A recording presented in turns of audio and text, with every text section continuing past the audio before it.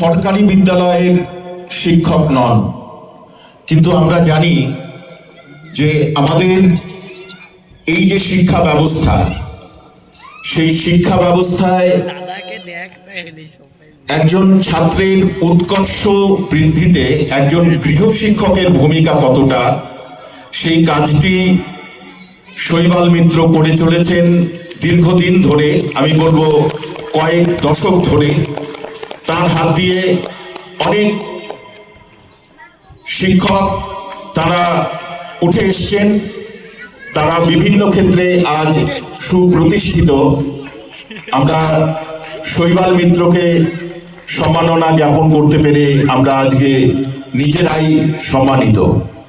শৈবাল মিত্র সুস্থ শরীরে এভাবেই সেবা করে যান ছাত্রছাত্রীদের, এই প্রার্থনা আমরা করছি সিজি মিশনের পক্ষ থেকে। এবারে